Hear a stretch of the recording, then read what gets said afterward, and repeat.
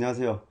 여행과 사진을 주제로 하는 유튜브 방송 트래블렛입니다. 오늘 날씨가 참 좋습니다. 좋은 아침입니다. 오늘 또 지난주에 이어서 올드렌지 탐구에 대해서 얘기를 해보도록 하겠습니다. 오늘 이야기의 주인공은 바로 이것입니다. 칼 자이제에서 만든 테사 50mm 3.5f 리지드라는 렌즈인데요. 이것은 간혹 말을 줄여서 산반 렌즈라고도 합니다. 특히 이게 일본에 많이 인기가 있는 렌즈라고 하더라고요. 테사 렌즈라고 하는 것은 만들어져서 현재까지 많이 사용하면서 자타가 공인하는 그런 별명이 있죠. 애칭이라고 하나요?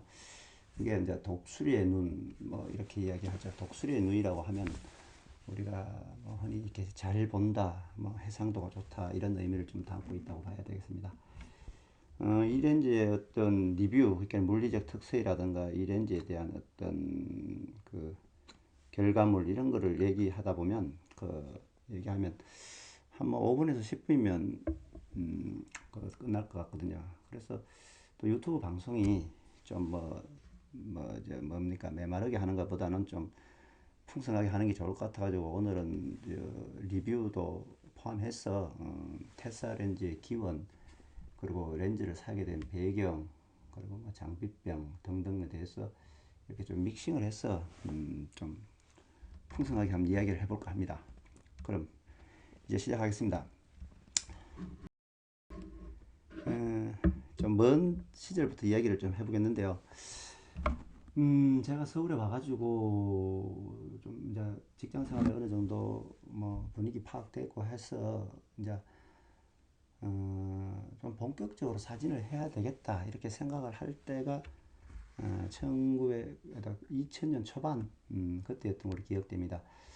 그때 이제 몇 달치 월급을 모아가지고 그 충무로에 가서 라이카 카메라와 렌즈를 이제 사서 현재까지 이렇게 사용을 하고 있는데요. 그때 산 이 렌즈가 이건데 주미크론 50mm 리지드라고 하죠.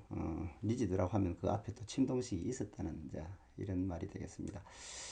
이 리지드 렌즈인데 이 렌즈를 제가 이제 사용해보고 한 20년 좀 넘게 사용해보고 결과를 소감을 얘기하면 뭐랄까 딱 두 단어밖에 뭐 말할 게 없어요. 완벽하다, 최고다. 흑백 사진, 칼라 사진에서 최고의 결과물을 보여주고 또한 이 렌즈의 이 만듦새 너무너무 정밀하고 정성껏 잘 만들었어요. 그리고 이게 55년도 54년도 그때 나온 렌즈임에도 불구하고 이건 뭐 제 개인적인 생각인데 이 디자인이 굉장히 세련되었고 좀 멋있는 걸로 그렇게 생각이 됩니다. 이보다 더 멋있고 아름다운 렌즈를 이렇게 설계할 수 있을까 이런 의문도 들 정도입니다. 그만큼 이 렌즈가 좋은 렌즈라고 생각합니다. 우리가 이제 라이카의 신화라는 게 있죠.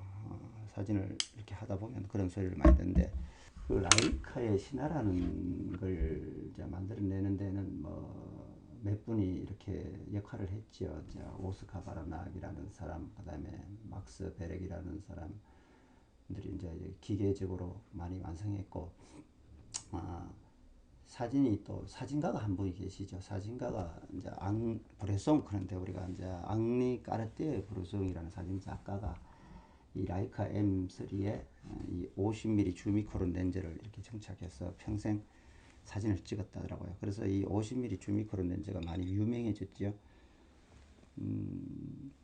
그런 걸 그분을 보면은 야 우리가 사진을 하는 데 있어가지고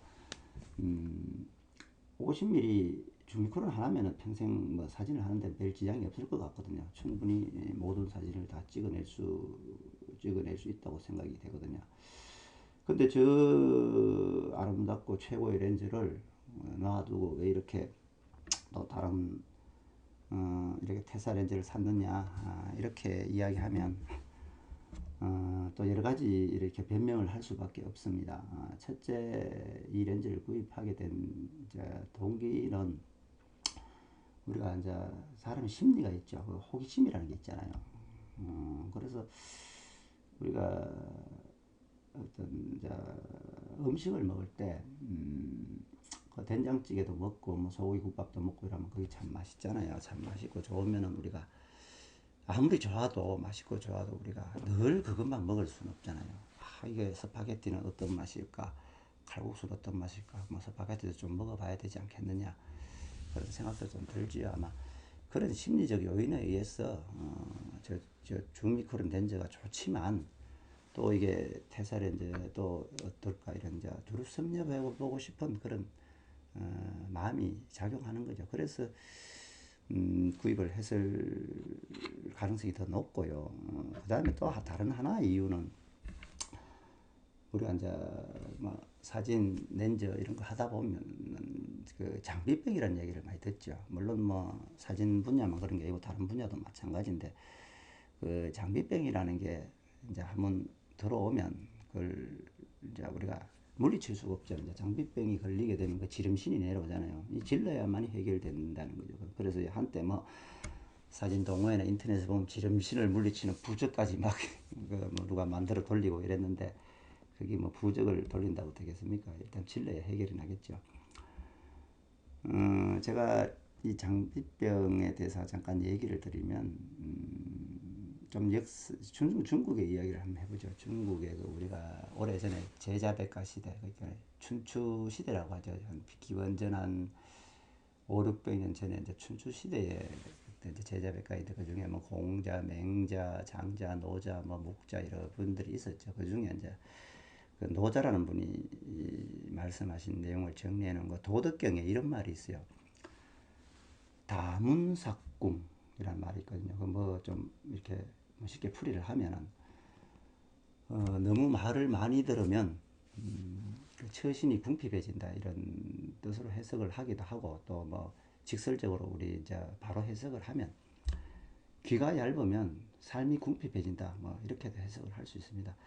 아마 장비병 쪽에 이렇게 얘기를 하려고 하면 오히려 후자 그러니까 귀가 얇으면 삶이 궁핍해진다 이렇게 해석을 하는 것이 더 적정한 것 같더라고요.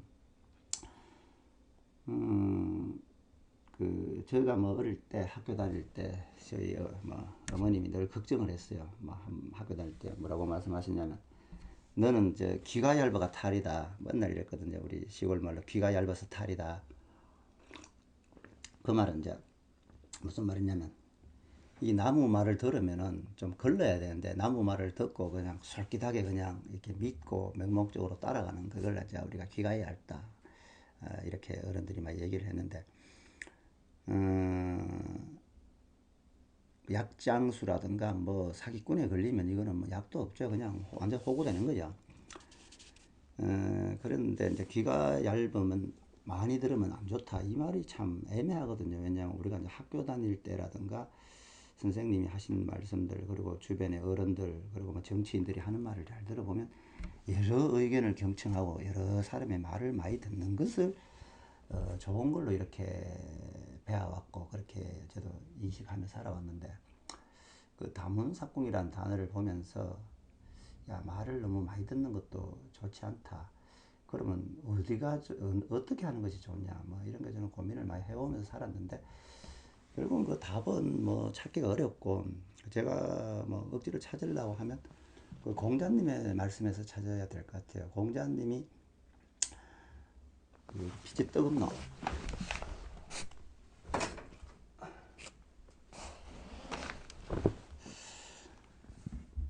공자님이 그렇게 말씀을 하셨죠. 그 중용, 뭐 중간쯤이란 단어로 해석하면 너무 무산을 한 것고 적당하게 하는 것이 좋다 이런 의미로 받아들일 수 있을 것 같습니다. 그러니까 뭐 과유불급이라는 말도 있잖아요. 너무 과한 것은 뭐 부족함보다 뭐 좋지 않다 뭐 그런 말씀도 있기에 나무 말을 듣는 것도 뭐 적정하게 들어야지 너무 막 다 들어가지고 하면 진짜 판단하는데 좀 어려움이 있을 것 같더라고요. 그래서 늘 뭡니까? 적정하게 하는 것이 좋다 이런 생각도 갖게 됩니다. 노자께서 말씀하신 담음사공이란 말은 아마 2005, 600년 후에 태어날 저 같은 사람을 위해서 하신 말씀 같은데 중요한 건 제가 그 말을 너무 늦게 깨달았다는 거죠. 젊은 시절에 그 말을 좀 깊이 깨달았어야 되는데 이제 뭐 머리 허해가지고 깨달으니까 좋은 말씀이지만 도움은 크게 되지 않은 것 같아요.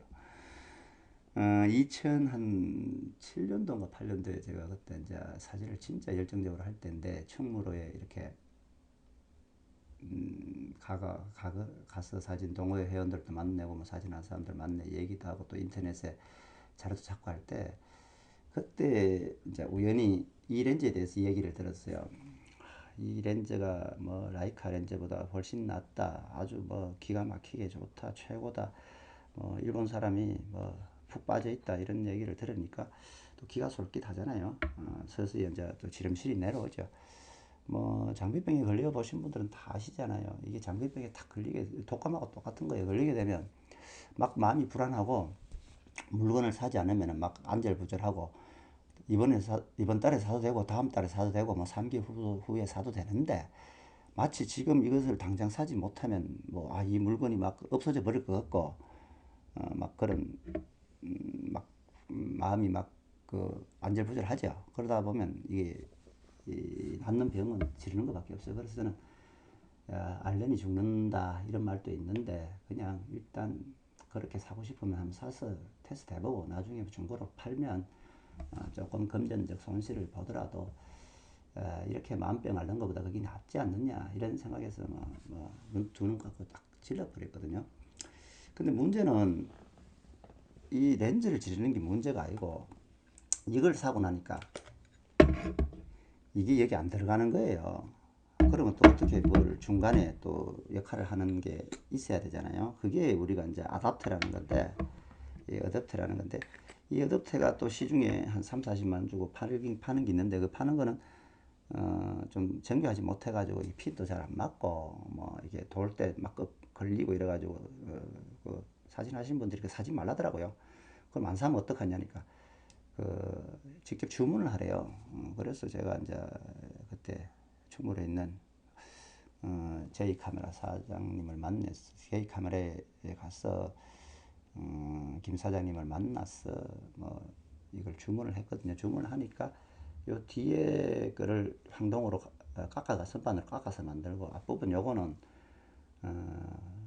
그 콘탁스 앞에 그 마운트만 이렇게 뜯어내 가지고 그 콘탁스 마운트 거를 이렇게 둘이 결합을 한 거거든요. 그래서 근데 이게 이제 콘탁스 마운트를 하나 뜯어내다 보니까 이게 제작비가 비싼 거예요. 카메라 한 대가 날라가니까. 그래서 이 아답터가 이 렌즈 값보다 더 비싼 거예요. 이 렌즈도 아주 사거리 렌즈거든요. 이게 뭐 그리 비싼 건 아닌데 이 렌즈가 이 조나 렌즈의 이 반값으로 출매되었는데 그것도 가격이라는 거는 또 그 렌즈가 좋고 나쁜 게 아니잖아요. 가격이라는 거는 수요와 공급의 법칙에 따라서 움직이기 때문에 이 렌즈에 수요가 많고 물건이 없다 보니까 이 가격이 좀 비쌌어요. 그래서 뭐 거의 라이카 렌즈의 한 뭐 반값 반값은 내고 한 뭐 한 3, 40% 값을 주고 샀거든요. 그 라이카 렌즈가 그 당시에 뭐 칼자지 렌즈는 라이카 렌즈의 한 뭐 가격이 한 2, 30%밖에 안 되잖아요. 그래서 어쨌든 간에 산맛도 있고 해서 하나 사봤는데 사본 결과 굉장히 만족을 했어요. 상당히 좋다. 이렇게 결합을 딱 해서 이제 이러면 결합이 되잖아요.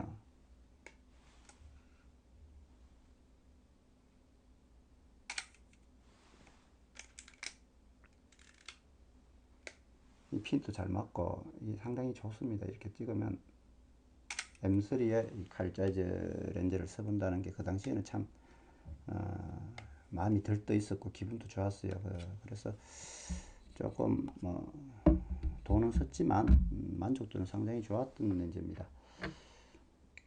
그래서 이것도 여담으로 하나 더 얘기하면 사람이라는 게 그 또 제가 저도 사람이다 보니까 본전 심리가 나는 거예요. 야, 이거 하나 맞추는데 굉장히 큰 돈을 주셨는데 이거 하나만 끼우면 좀 억울하잖아요. 다른 칼자이즈 렌즈도 저렴한 걸 사서 많이 끼우면 이 아답터에 만든 가치가 있겠다 싶어가지고 또 이제 그때부터 이 조나도 사고 다른 테사 사고 뭐 몇 개 샀어요. 그래서 비오곤도 사고 해서 여러 렌즈를 다 섭렵을 해보니까 이 아답터 하나로 가지고 저렴한 렌즈를 많이 섭렵해본 그런 좋은 점도 있었습니다. 그러나 결국은 결론만 따지면 그 안 해도 되는 일이거든요. 그 안 해도 되는데 또 뭐 본전 빼려고 했다가 또 뭐 경기적 손실만 많이 봤죠. 그래도 뭐 술 안 먹으니까 술 먹고 돈 날렸다 이런 생각하는 거하고 뭐 똑같습니다. 어쨌든 여러 렌즈를 섭렵을 해봤는데 취미 생활로는 참 좋은 것 같습니다.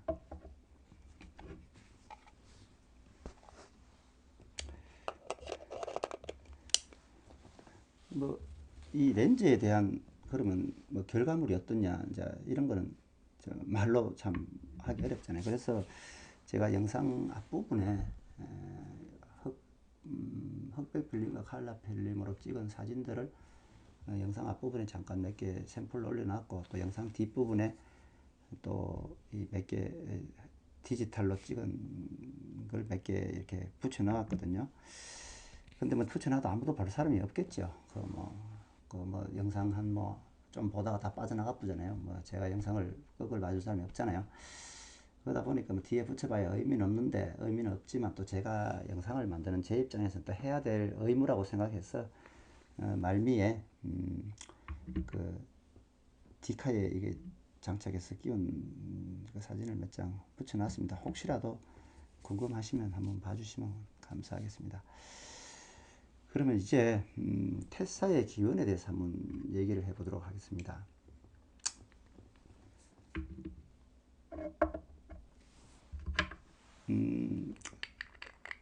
테사의 기원에 대해서 말을 하기 위해서 이제 우리가 비점수차라는 얘기를 또 해야 되겠죠.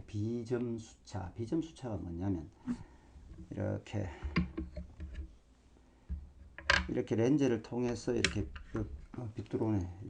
빛이 이렇게 딱 렌즈를 통해서 이렇게 들어올 거 아닙니까? 렌즈를 통해서 빛이 딱 들어오면 여기 상이 딱 맺히는데 렌즈가 이렇게 굵다 보니까 가의 부분에서 들어오는 빛이 이렇게 꺾여 가지고 여기다 상을 맺고 직선으로 중간으로 들어오는 빛이 또 여기서 상을 딱 모여서 여기다 상을 만드는데 그게 중간으로 통해서 오는 거하고 가에서 꺾여서 들어오는 거하고 거기서 약간 수차가 발생을 해요. 그 수차가 발생하다 보니까 그 뭐냐면 그 상이 뚜렷하게 안 보이고 상이 약간 물에 부풀은 듯하게 보이는 게 있거든요. 그걸 우리가 비점수차라고 하고 그 안과에서는 그걸 이제 난시라고 하죠. 뭐 시력을 테스트할 때 난시 있잖아요. 그 난시라고 하는데 그것을 제거해야 된다. 그것을 제거하는 렌즈가 비점수차 제거 렌즈다. 뭐 이렇게 얘기를 하죠. 그럼 영어로는 비점수차라는 것은 어스티그마티즘이라고 하는데 이것을 제거했다는 뜻으로 앞에 an을 붙여가지고 아나스티그맛 뭐 이렇게 얘기를 하거든요. 근데 이제 우리가 아나스티그맛은 일반적인 렌즈죠. 이거를 어떤 브랜드하기 위해서는 상표가 있어야 되잖아요. 우리가 왜요? 그 음식에 넣는 그 조미료를 하면 상표가 안 되잖아요. 그 다시다 저 미원 이렇게 상표가 되듯이 아나스티그맛 렌즈도 이제 이름을 붙여줘야죠. 그게 이름을 붙인 게 칼자이즈에서 포르타라 붙였어요. 칼자이즈에서 유명한 렌즈 광학 기술자 파울 루돌포라는 분이 그 아베 교수의 조수로 있었는데 그분이 이 렌즈를 1902년에 1902년에 죄송합니다. 1980년 1890년도에 1890년도에 포르타 렌즈를 설계를 했었어요. 그래서 그것을 이제 칼자이에서 포르타 렌즈를 판매를 했는데 한 3년쯤 지나고 1893년도에 지난주에 제가 말씀드린 그 쿡회사의 그 데니스 테일러가 삼중 구조 렌즈를 발표했잖아요. 그게 굉장히 이제 좋으니까 한 6년쯤 있다가 1899년도에 이제 다시 파울루도프 박사가 우나르 렌즈라는 걸 개발했어요. 우나르 렌즈도 이게 똑같이 우나라 렌즈는 또 이제 그 3군의 영향을 받은 거예요. 렌즈 배치를 3군으로 이렇게 배치해서 3회를 배치하니까 좋더라. 그래서 우나라 렌즈를 개발했는데 뭐 그래 잘 쓰다가 한 3년쯤 지나가지고 1902년에 드디어 루돌프 박사가 1902년에 이게 우나라 렌즈와 처음에 발명했던 그 포르타 렌즈의 장단점을 이렇게 합한 거죠. 우나라 렌즈의 앞부분, 아스트가마드 렌즈의 그 포르타 렌즈의 앞부분, 우나라 렌즈의 뒷부분을 이렇게 뽑아가지고 둘이 결합을 시켜서 이 테사가 된 거예요. 그 테사는 결국은 이제 포르타 렌즈와 우나라 렌즈의 장점만 뽑아서 만든 게 테사다. 우나라 렌즈도 3군 3회, 테사도 3군 3회인데 이거 이름을 지을 때는 그 사자를 의미하는 테사라고도 하잖아요. 테사 렌즈 이렇게 이름을 테사라고 붙였습니다. 그래서 이제 테사가 탄생했고 또 거기서 특허를 냈고 그 전설의 이 테사 렌즈는 그때 이제 시작되었죠. 그 테사 렌즈가 그 당시에 만들어졌을 때는 유리의 어떤 형석의 재질로 인해서 f6.3이었어요. 6.3이 어두운 렌즈잖아요. 그렇게 개발이 됐는데 또 파울 루돌프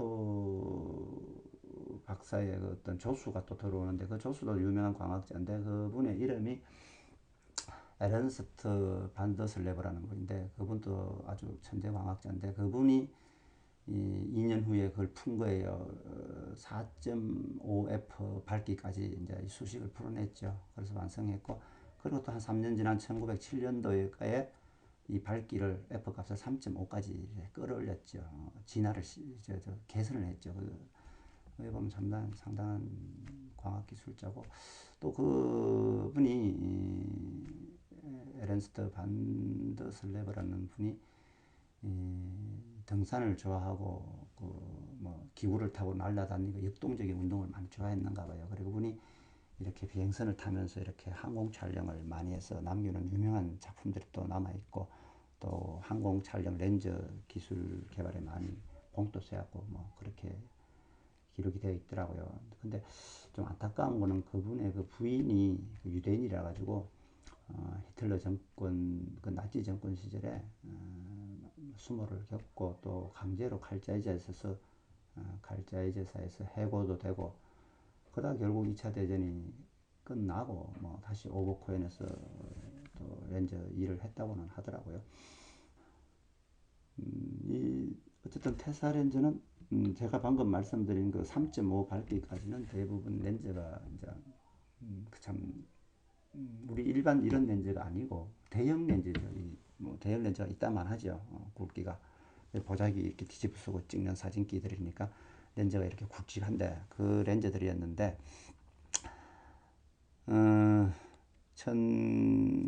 우리가 이제 렌즈 역사에서 보면 이 테사 렌즈가 아까 밝기가 3.5랐다고 했잖아요. 이게 독일에서 그 당시 아마 특허법에서 이게 그 뭡니까 독일인지 미국인지 여기서 특허 냈는데 그게 특허 만료 기간이 한 20년쯤 되는 것 같더라고요. 그래서 이 테사의 특허가 1920년 초반에 특허가 풀렸다더라고요. 그래서 이 특허가 풀리니까 이제 여러 광학 회사 그러니까 뭐 라이카도 있고 로젠스톡이다 뭐 코닥이다 뭐 슈나이더 이런 회사들에서 이제 렌즈를 개발할 때 이 테사를 근간으로 이게 거의 바이블이죠. 이걸 근간으로 많이 렌즈를 개발했다고 이렇게 되어 있네요. 그래서 그 테사가 렌즈 역사에서 전설이 될 수밖에 없는 거죠. 1925년쯤에 25년도가 되면 이제 카메라 시장에 아주 그 대변력이 일어나죠. 엄청난 이제 대변력이 일어나는데 그 대변력에 이제 불을 지핀 사람이 이제 라이카사죠.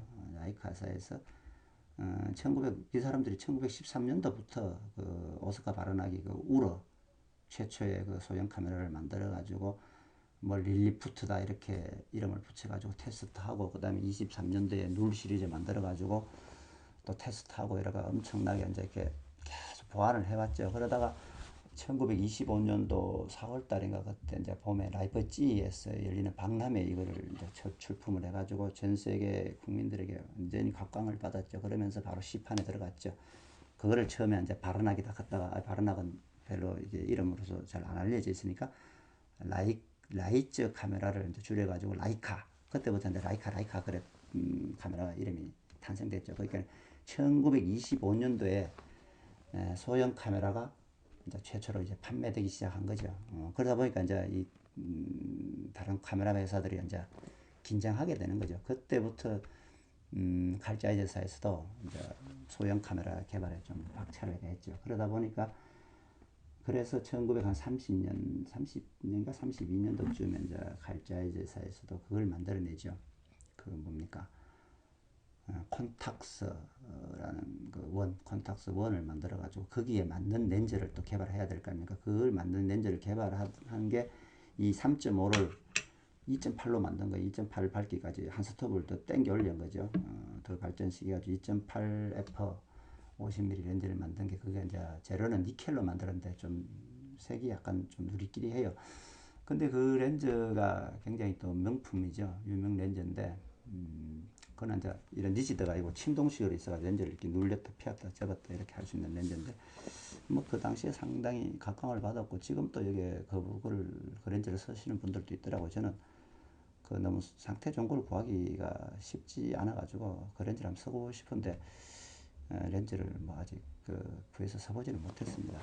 그래서 결국 테사는 2.8F까지 진화를 했다. 그리고 그 이후에는 이제 2차 대전 벌어지고 뭐 이래가지고 여러 가지 상황이 따라서 이제 개발을 멈춘 거죠.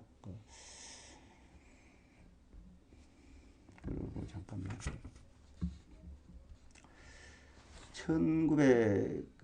이제 우리가 2차 대전이 1939년도에서 1945년도까지 2차 대전이 벌어졌죠. 그럼 다 아시다시피 이제 2차 대전이 이제 독일의 패전으로 끝났죠. 결국 소련과 연합국이 승리를 했죠. 그러니까 소련에서 전쟁 배상금이다 뭐 이런 명목으로 칼자이즈사가 있는 그 동독 쪽 그 예나라든가 드레스덴이라든가 이런 데 이제 칼자이즈 공장을 뜯어가지고 러시아 그 키예프 쪽으로 이렇게 싣고 가고 그리고 독일의 그 광학 기술자들도 체포해가지고 뭐 끌고 가고 그랬다고 하네요.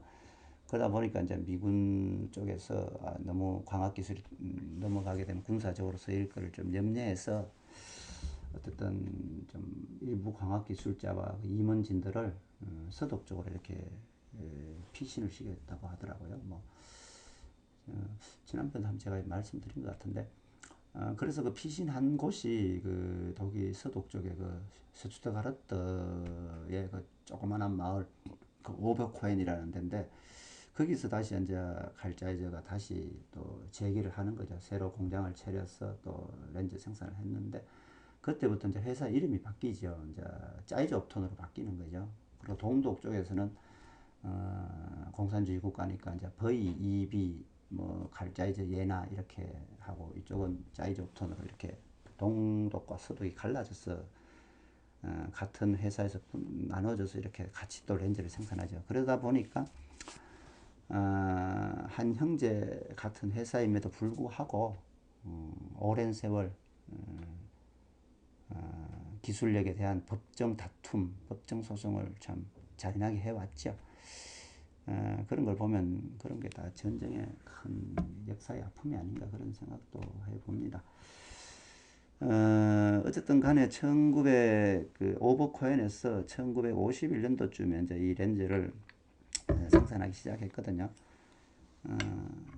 그 칼자이즈사에서 오버코엔에서 렌즈 생산을 시작하면서 이 시리얼 남바를 다시 시작했어요. 10,000번부터 새로 시작을 했죠.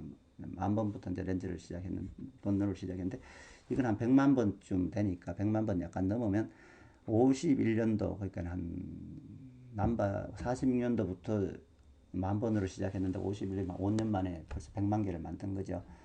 그 100만 번 때부터 시작을 하는데 한 54년도까지 만들었다 하더라고요. 이 렌즈가 몇 개를 만들었냐면 뭐 여러 가지 말들이 많은데 뭐 8,000개를 만들었다는 사람도 있고 어떤 책에는 또 뭐 7,500개를 만들었다는 게인데 뭐 책이 더 정확하니까 7,500개 정도를 만들었다고 보고 그 처음에 만든 게 한 3,000개 정도는 이제 여기다가 짜이즈 옵톤 T하고 설탕표가 있거든요. T 설탕표는 티코팅이란 뜻이고 짜이즈 옵톤 회사 이름이었죠. 그러다가 후반대 만든 3,000개 정도는 그냥 칼짜이저 태산만 써놨거든요. 그게 T 옵톤 그 T라는 말을 안 썼죠. 왜냐하면 당연히 T 코팅이니까 칼짜이저에서 만든 렌즈는 T 코팅이니까 뭐 자꾸 T 코팅 뭐 써봐야 도움 안 되잖아요. 그래서 뺏는 것 같아요. 그래서 오히려 이게 더 깔끔하더라고요. 그래서 저는 그 T 코팅 쓰는 거보다 오히려 이걸 샀어요. 왜냐면 뭐 여기도 단순하고 좋더라고요.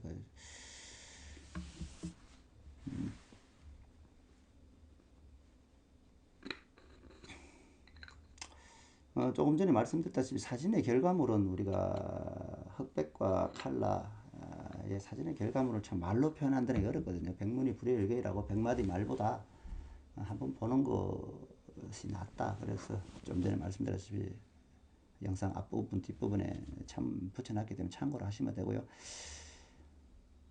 그래도 뭐 꼭 어떻게 한마디 말로 하면 참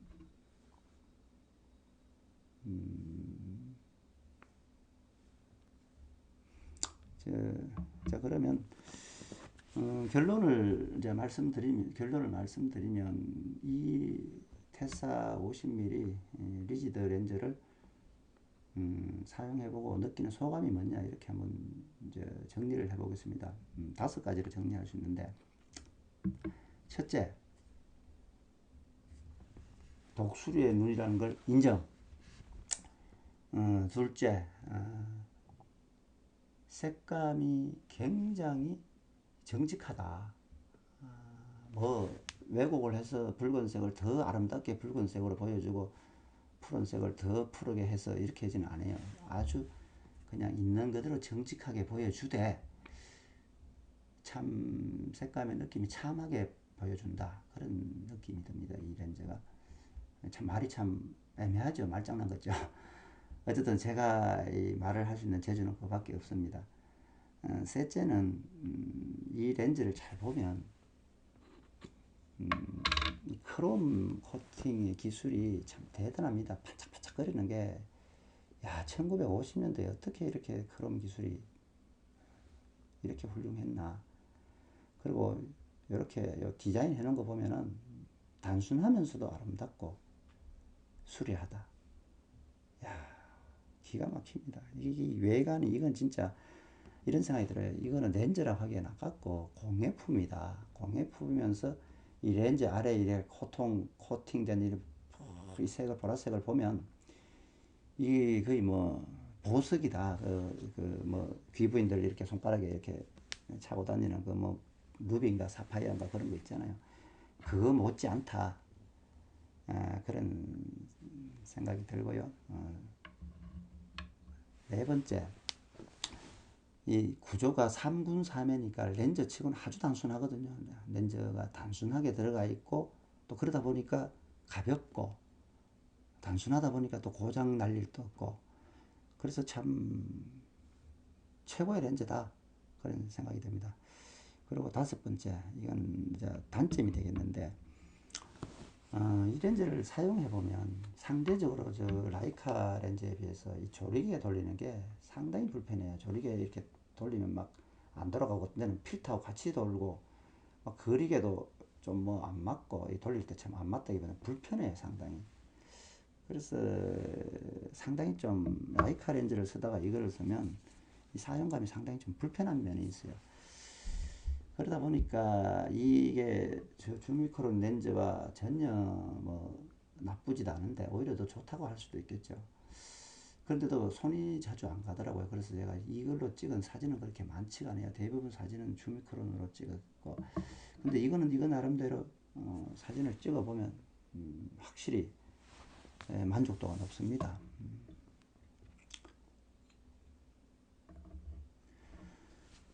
오늘 또 뭐 별거 아닌 뭐 걸 가지고 와서 이렇게 또 이야기만 장황하게 해봤습니다. 이게 뭐 제가 주특기인데 영양가 없는 거 가지고 시간만 지질 끄는 게 주특기인데 어떤 간에 이번 주도 그 렌저 탐구에 대해서 잠깐 한번 얘기해봤고요. 다음 주 뭐 그 다음 주도 시간이 나면 이제 조나라든가 엘마라든가 뭐 좀 뭐 그런 거 올드 렌즈 있잖아요. 주미크론 이런 거에 대해서 또 탐구를 하고 정리를 해서 영상을 한번 촬영해 보도록 하겠습니다. 어쨌든 간에 별 뭐 영양가 없는 영상 시청해 주신 분들께 감사하다는 말씀을 드리고요. 다음에 또 뵙겠습니다. 고맙습니다.